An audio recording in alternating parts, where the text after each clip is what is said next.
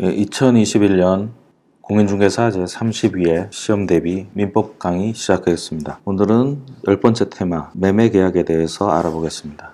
지난 시간까지 계약 총론을 마쳤고 오늘부터 계약 강론에 들어갑니다. 계약 강론은 각 개별 계약의 특성을 배우는 겁니다. 각 개별 계약의 총론적인 개념은 지난 시간까지 한 계약 총론을 모두 적용하면 되고, 지금부터 하는 계약 강론에서는 총론적 부분을 생략하고 각 계약별로 특별히 알아야 될 부분만 체크하고 넘어갑니다. 또한 우리 시험과 관련해서는 일상생활에서 가장 많이 이루어지는 매매, 교환, 임대차 이 세 가지를 집중으로 공부하게 됩니다.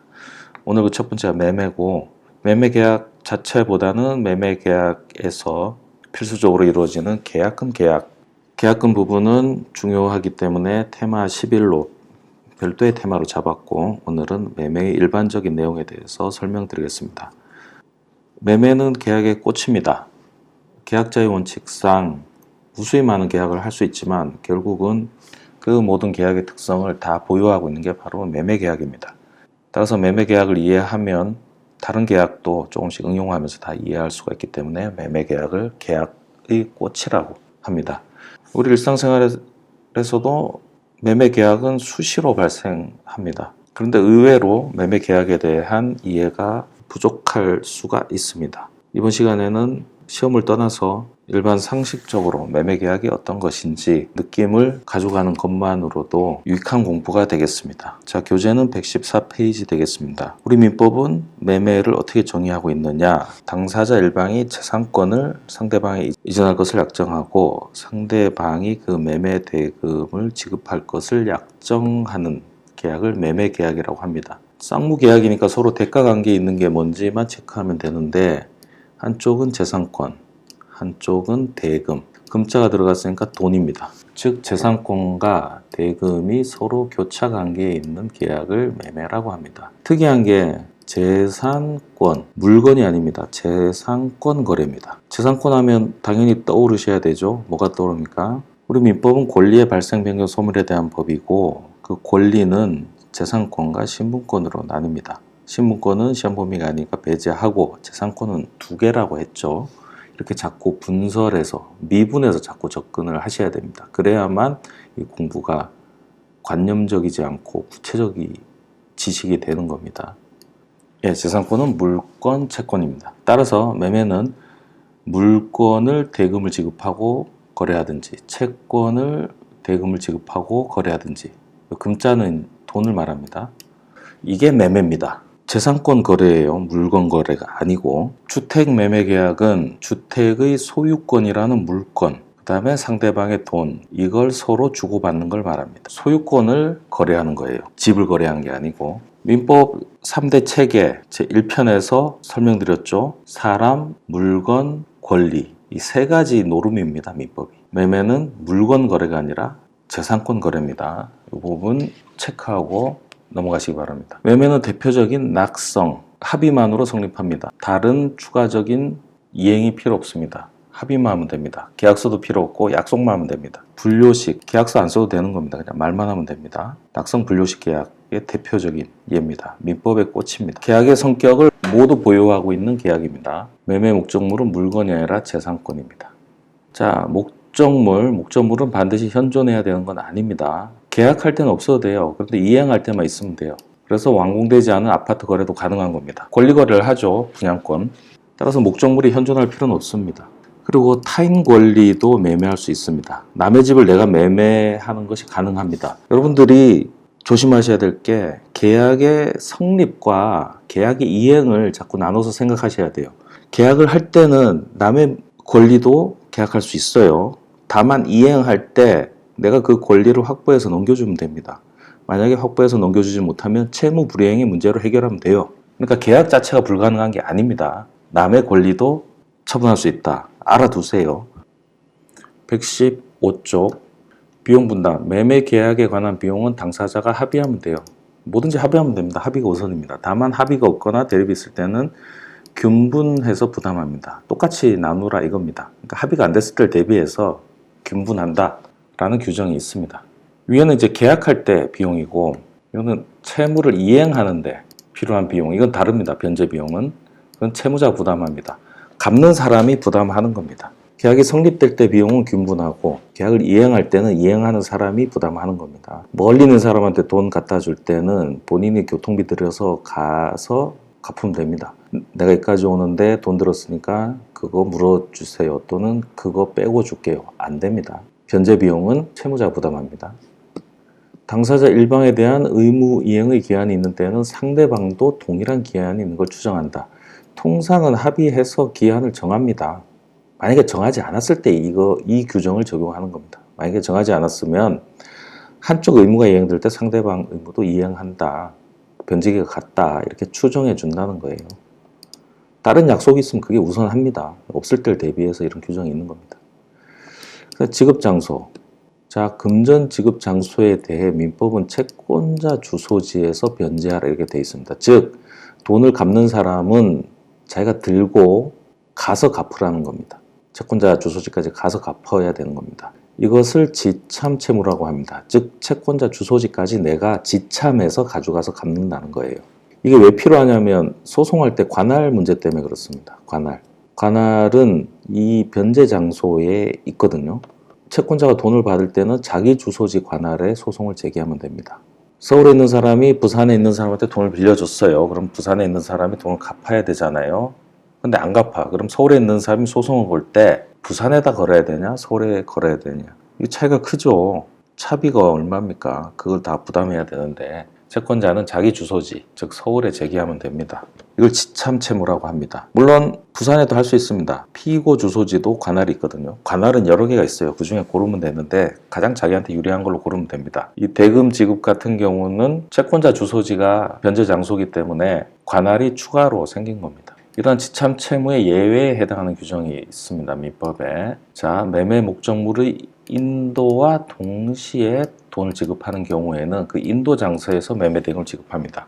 내가 노트북을 팝니다. 그러면 노트북을 서울에 있는 내가 부산에 있는 다른 사람한테 노트북을 판다고 합시다. 그러면 내가 노트북을 건네주는 장소를 중간쯤으로 정했다 합시다. 만약에 대전으로 정해서 대전에서 노트북 줄게요. 이러면 돈도 대전에 와서 주면 된다 이겁니다. 너무 당연한데 왜 이런 규정이 있냐면 실무에서는 당연하지 않기 때문에 그래요. 당사자는 법률 부정이 생기면 어떻게든 자기한테 유리한 쪽으로 끌고 나가려는 경향이 있습니다. 만약 이런 규정이 없으면 어떻게 되냐면 노트북은 주고 돈 주세요 하면 아니요 돈은 제가 서울 가서 줄게요 이래요. 번거롭기도 하고 악용될 수 있잖아요. 그래서 물건하고 맞교환할 때는 그 물건 지급 장소 즉 인도 장소에서 매매 대금 지급한다. 관할이 거기에도 생긴다는 거예요. 방금 든 예에서는 대전에도 관할이 생기는 겁니다. 과실기소. 자, 매매 계약을 한 후에 매매 계약까지 체결했어요. 아직 이행 전이고 잔금 지급 소유권 이전 전이겠죠. 인도하지 아니하는 목적물로부터 생긴 과실은 매도인이 갖는다. 자, 매매 계약 체결하고 잔금 지급 전에 소유권을 아직 넘기지 않은 상태에서는 임대 놓고 임대로 받아도 돼요. 이 과실이라는 게 두 개잖아요. 천연과실과 법정과실. 이 목적물이 사과 남으면 천연과실, 사과를 매도인이 가져도 된다는 거예요. 갖다 팔아도 된다는 거고 주택이나 이런 경우에는 월세를 받아도 된다는 거예요. 법정과실. 천연과실, 법정과실은 테마 3에서 배웠습니다. 자, 이게 원칙인데 그런데 이미 매도인이 주택을 매수인에게 넘겨준 경우 인도 아직 잔금 받기 전에 주택을 넘겨줬어요. 그러니까 이사해서 들어와 사세요라고 허락했어요. 이때는 임대 수입을 취할 수 없죠. 일단 들어온 사람한테 지배권이 넘어갔으니까 이 경우에는 매매 대금 이자를 법정 과실로 보아 매도인에 지급하도록 규정되어 있습니다. 즉 주택을 팔았어요. 팔고 잔금 받기 전에 주택을 먼저 넘겨줬어. 인도 소유권 등기하고 관계없고요. 들어와 사세요라고 한 거예요. 그때는 내가 임대에 놓을 수가 없잖아요. 이거를 대신 내가 받을 돈이 있잖아요. 그 받을 돈의 이자, 그 이자를 대신 달라고 할 수 있는 겁니다. 즉 임대 수익과 이자는 서로 대칭 관계에 있는 겁니다. 다 당연한 얘기예요. 당연한 얘기인데 막상 문제에 나오면 헷갈린다고. 자, 매매 계약은 다 했고 특이한 계약, 매매에 속해 있는 부분적인 요소입니다. 예약이라는 거. 예약은 계약의 종류에서 한번 언급했습니다. 장래에 매 계약을 체결할 것을 계약하는 겁니다. 사전 계약이고 종된 계약입니다. 예약도 합의니까 별도의 계약이긴 한데 그 내용이 특수하다고 했죠. 미래에 매매 계약을 체결할 것을 내용으로 하는 계약이다. 이렇게 말씀드렸습니다. 교재 71페이지 5번에 설명이 잘 되어 있습니다. 반드시 보고 오시기 바랍니다. 자, 여기서는 예약 자체의 설명보다 예약 완결권을 설명드리려고 합니다. 예약을 하게 되면 장래에 본계약을 해야 되잖아요. 서로 그 구속에 놓이게 되잖아요. 그 구속을 실현하는 방법이 어떻게 되냐는 겁니다. 그 구속을 구체화하는 것을 예약 완결이라고 합니다. 예약했으면 이제 본계약을 맺어야 되잖아요. 자, 우리 다음 달에 매매 계약합시다. 이러면은 그 다음 달이 되면 매매 계약을 체결해야 되잖아요. 이 매매 계약 체결하는 것을 계약한 것이 예약이잖아요.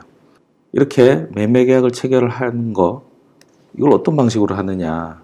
이 방식을 예약 완결이라고 합니다. 이 예약 완결을 두 가지 방식으로 할 수 있어요. 이 예약 완결을 두 사람이 합의로 하자. 자, 한 사람이 청약하고 한 사람 승낙하자. 이렇게 할 수 있어요. 쌍방이 예약 완결을 하는 건데 그게 아니라 한쪽이 예약 완결을 할 수 있습니다. 한쪽이. 무슨 말이냐면 예약을 하고 그 시기가 되면 자, 계약 체결합시다. 이 말로 계약이 체결되는 거예요. 상대방의 동의 따윈 필요 없다. 어디서 많이 봤죠? 어느 일방의 권리 행사로 법률 효과가 발생하는 거. 형성권입니다. 50페이지로 가보세요. 민법 공부는 이렇게 깊어질수록 왔다 갔다 하면서 입체적으로 공부하는 겁니다. 이게 얼마나 익숙해지느냐. 이게 민법 실력이에요. 평평하게 놓고 하면은 발전이 없습니다. 지구가 둥글죠. 평평한 지구가 아니잖아요. 평평하다고 놓고 보면 많은 것이 이상해지죠. 민법도 입체적으로 구성되어 있습니다. 우리가 편의상 평면적인 책을 보지만 이 책을 통해서 우리 머릿속에는 입체적으로 그려야 됩니다. 그래서 제가 페이지를 자꾸 안내하는 겁니다. 페이지 58번 형성권의 종류 중에 예약 완결권 있죠. 거기 표시하세요. 우리는 이 종류 중에 해제권 배웠습니다. 그 다음에 오늘 예약 완결권 배웠습니다. 이렇게 하나씩 배워가는 거고 여기 있는 형성권이 민법 전체를 관통하는 아주 중요한 역할을 할 겁니다. 나중에 깜짝 놀라실 겁니다. 자, 예약 완결을 쌍방이 하는 거는 그 쌍방이 하는 것 자체도 계약이에요. 그런데 그게 중요한 건 아니고 예약 완결을 어느 일방이 할 수 있는 거. 이때는 형성권이 되는 겁니다. 그 혼자서 예약 완결권 행사하면 계약이 따다닥 체결되는 거예요. 그래서 형성권입니다. 자, 117페이지. 예약을 하면 본계약을 해야 하는 의무를 부담합니다. 따라서 예약은 상대방의 계약 거절을 방지하는 기능이 있습니다. 다만 근래에는 채권 담보의 수단으로 활용하는 경우가 더 많습니다.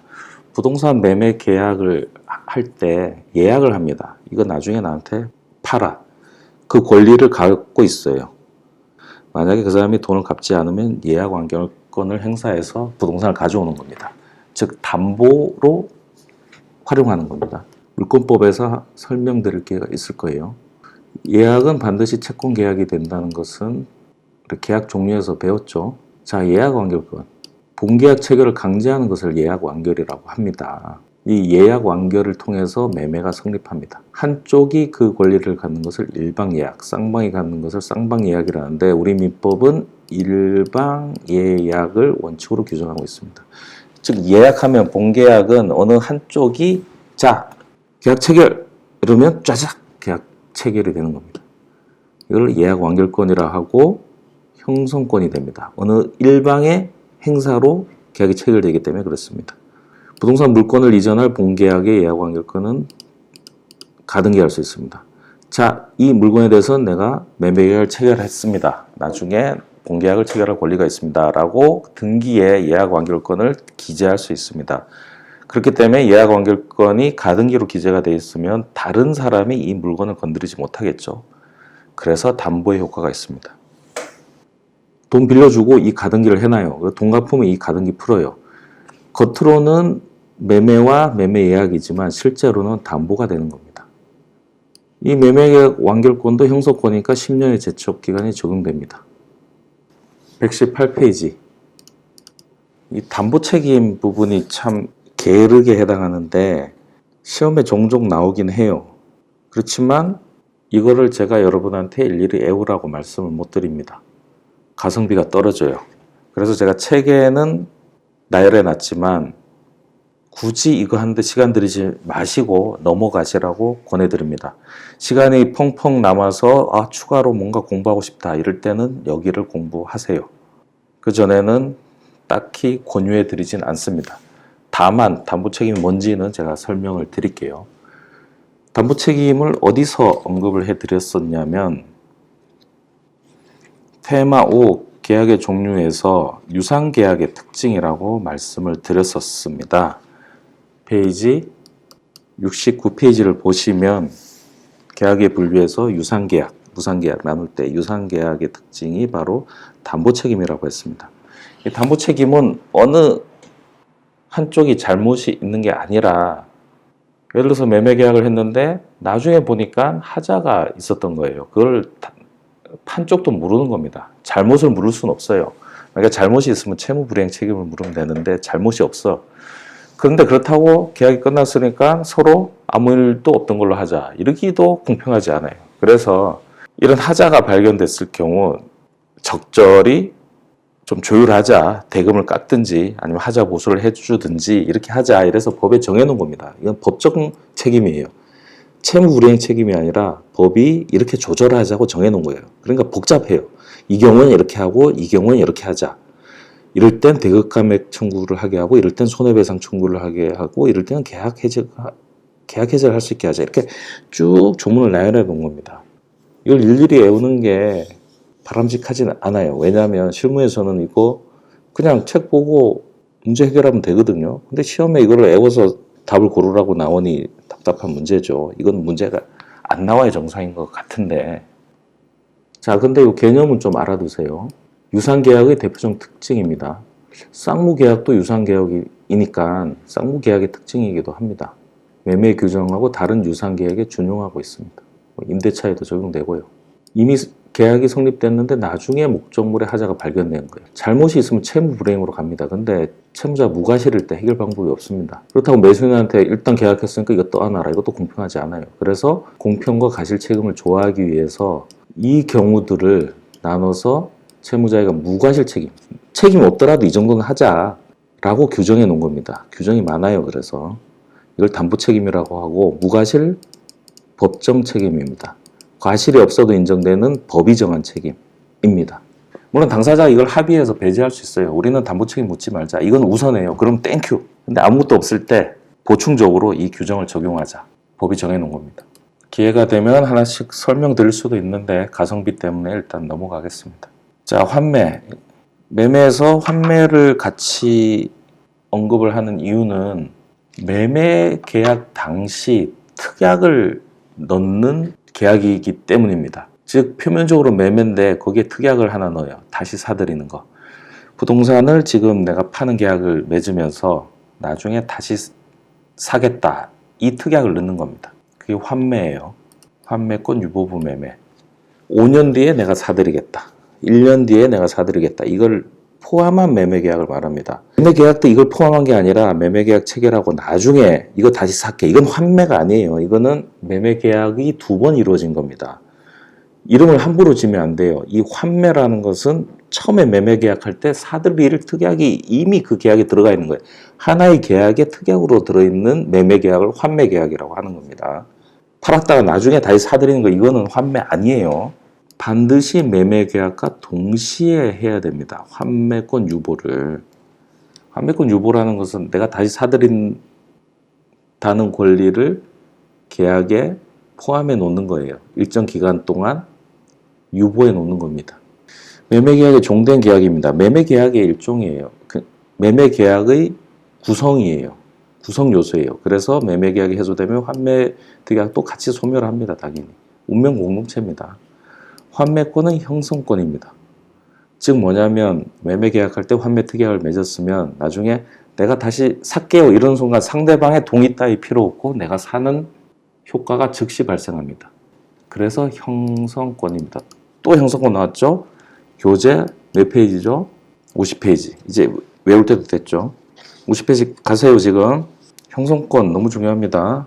50페이지 종류. 자, 해제권 받고 아까 예약 완결권 받는데 예약 완결권 앞에 환매권 있죠. 예, 환매권은 형성권입니다. 일방의 의사표시로 법률 효과가 발생하는 걸 말합니다. 자, 119페이지. 환매권 행사 기간을 무한히 하면 법률 관계가 안정되지 않죠. 왜냐하면 매매계약 체결하고 100년 뒤에 사들인다. 이러면 그 사이에 뭐 상속도 이루어지고 관계가 복잡해지지 않아요. 그래서 상한을 정하고 있습니다. 부동산은 5년, 동산은 3년. 초과할 수 없고 연장할 수도 없고 기간 정하지 않더라도 이 기간으로 합니다. 이걸 넘지 말라는 거예요. 부동산 환매 3년, 이건 가능해요. 5년을 넘지 않으니까. 근데 10년, 이러면 5년으로 줄고 아무도 안 했어도 5년이 되고 이 얘기입니다. 120페이지 비용 부담. 다른 약정이 없으면 이런 게 중요해요. 환매권자는 매수인이 부도한 매매 대금과 매매 투입된 비용 반환하고 환매할 수 있다. 주택 팔고 환매할 때, 다시 사들일 때 그 주택 가격만 주는 게 아니라 투입된 비용, 뭐 취등록세도 있고 등기비도 있고, 그래서 사는 사람이 들었던 비용을 다 주고 사들이라는 겁니다. 이러한 대금과 비용을 기간 내에 제공하지 않으면 환매권을 상실합니다. 다시 사들일 수 없어요. 내가 집값만 줄게, 이거 안 됩니다. 상대방이 살 때 든 비용을 다 주어서 상대방 입장에서는 추가 비용이 없는 상태로 만들어줘야 됩니다. 목적물의 과실과 대금의 이자는 상기한 것으로 봅니다. 아까 매매에서 본 거하고 같죠. 매수인이나 전득자가 목적물에 지출한 비용이 있으면 이것도 상환하고, 아무튼 산 사람이 아무 비용적 손실이 없도록 만들어주는 겁니다. 등기, 환매 특약은 등기할 수 있어요. 등기해야 다른 사람도 알죠. 이게 다시 복귀할 수 있다는 거. 이 등기를 안 하면 3자가 환매 특약이 있는지 모르고 사잖아요. 그럼 그 사람 보호돼요. 그 사람 권리를 뺏을 수 없어요. 등기를 해야만 대항할 수가 있습니다. 이 부동산은 환매 특약이 있습니다. 라는 부분을 공시해야 돼요. 그래야 산 사람이 알고 조심하죠. 가격을 정할 때도 참고하죠. 물론 환매권 특약이 있으면 그 부동산을 사려는 사람은 없을 겁니다. 샀다가 나중에 뺏길 걸 왜 사겠습니까? 환매권의 대위 행사. 환매권은 이 자체가 재산권이에요. 이 자체도 권. 그래서 환매권자의 채권자는 이를 대위할 수가 있습니다. A가 B한테 주택을 팔았어요. 그리고 돈을 받았는데 환매 특약이 있는 거예요. 뭐냐면 백한다. 예를 들어 5년 안에 백. 환매 특약이 있어요. 근데 A가 어디 돈을 빌린 거예요. C한테. 그 돈을 갚아야 돼. 갚아야 되는데 A가 안 갚아요. 이거를. 그 C가 보니까 A 재산이 없어. 재산은 없는데 이 환매권이 있네요. 그럼 C가 이 환매권을 직접 행사하는 거예요. 그래서 A가 돈을 안 주면 B로부터 이 환매권 행사에서 소유권을 가져버리는 거죠. 이 환매권 행사에서 A한테 집이 오도록 합니다. 돌아왔죠? 그러면 C가 이 집에 대해서 A 집에 대해서 강제 경매를 신청하는 거예요. A가 환매권 행사 안 하고 가만히 있을 수 있죠. 집이 나한테 오면 C한테 뺏길 것 같으니까. 그때 C가 대신 A의 권리를 행사할 수 있다. 이걸 대위 행사라고 합니다. 오늘 테마 계약 강론 첫 번째 매매 계약 부분은 이 정도로 하겠습니다. 연습문제 OX는 쉬우니까 각자 풀어보시고 감을 잡으시면 되겠습니다. 다음 시간에는 매매 계약의 요소지만 너무나 중요해서 별도의 테마로 잡아놓은 계약금 부분, 계약금에 대해서 공부하겠습니다. 이 계약금은 모든 국민이 알아두셔야 될 아주 중요한 개념입니다. 그래서 시험과 관련 없이 많은 분들이 들어주셨으면 좋겠습니다. 오늘 여기까지 하겠습니다. 수고하셨습니다.